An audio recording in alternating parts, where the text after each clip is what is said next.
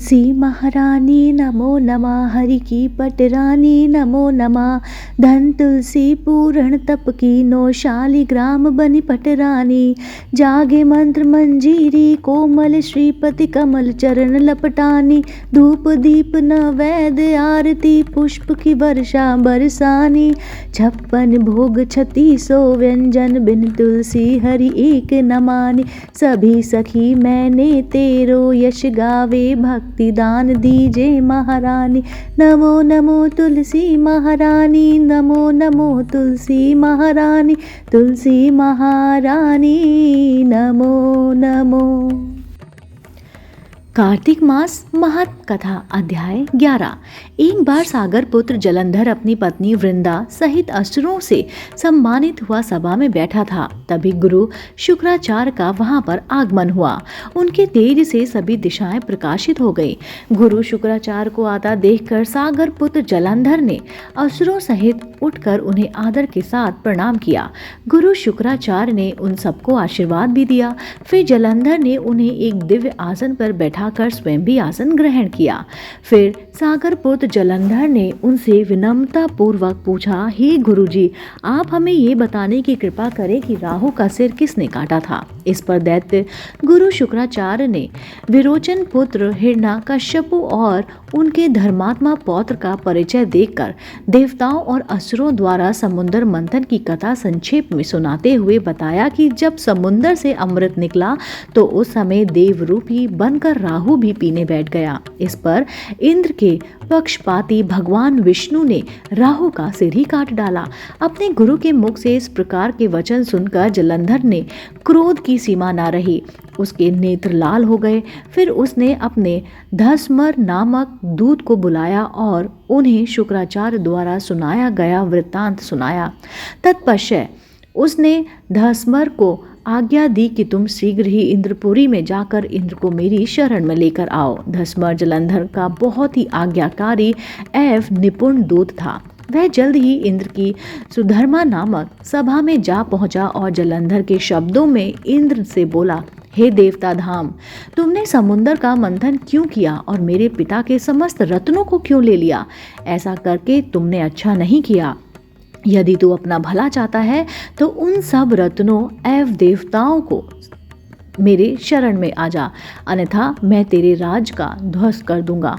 इसमें कुछ भी मिथ्या नहीं है। इंद्र बहुत विस्मित हुआ और कहने लगा, पहले मेरे भय से सागर ने सब पर्वतों को अपनी कुक्षी में क्यों सान दिया और उसने मेरे शत्रु दैत्यों की क्यों रक्षा की? इसी कारण मैंने उनके सब रत्न हरण किए हैं। मेरा द्रोही सुखी नहीं रह सकता, इसमें संदेह नहीं है।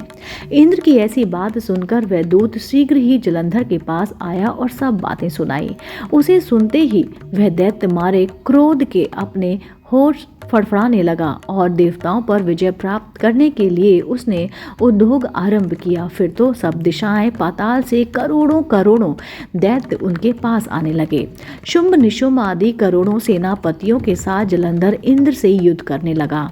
शीघ्र ही इंद्र के नंदन वन में उसने अपनी सेना उतार दी। वीरों की शंख ध्वनि और गर्जना से इंद्रपुरी गूंज उठी। अमरावती छोड़ देवता उससे युद्ध करने चले गए और भयंकर मारकाट हुई। असुरों के गुरु आचार्य शुक्र अपनी मृत संजीवनी विद्या से और देवगुरु बृहस्पति द्रोणागिरी से औषधि लाकर जिताने लगे। इस पर जलंधर ने क्रोध होकर कहा कि मेरे हाथ से मरे हुए देवता जी कैसे पाते हैं? इनको जीवित करने वाली विद्या तो आपके पास है ही नहीं। इस पर शुक्राचार्य ने देवगुरु द्वारा द्रोणाचार्य से औषधि लाकर देवताओं को जिताने और उनको जिंदा करने की बात कही। यह सुनकर जलंधर और भी कुपित हो गया। फिर शुक्राचार्य जी ने कहा, यदि शक्ति हो तो द्रोणागिरी को उखाड़कर समुद्र में फेंक दो, तब मेरे कथन की सत्यता प्रमाणित होगी। इस पर जलंधर कुपित होकर जल्द ही द्रोणागिरी पर्वत के पास पहुंचा और अपनी भुजाओं से पकड़कर द्रोणागिरी पर्वत को उखाड़कर समुद्र में फेंक दिया। यह तो भगवान शंकर का तेज था, इसमें जलंधर की कोई भी विचित्रता नहीं थी। तत्पश्चात ये सागर पुत्र युद्ध भूमि में आकर बड़े तीव्र गति से देवताओं का संहार करने लगे। जब द्रोणाचार्य जी औषधि लेने गए तो द्रोणाचल को उखड़ा हुआ शून्य पाया। वह भयभीत हो देवताओं के पास आए और कहा कि युद्ध बंद कर दो, जलंधर को अब कोई नहीं जीत सकता। पहले इंद्र ने शिवजी का अपमान किया था। यह सुन देवता युद्ध में जय की आशा त्याग कर इधर उधर भागने लगे। सिंधु सुत निर्भय हो अमरावती में घुस गया। इंद्र आदि सब देवताओं ने गुफाओं में शरण ले ली।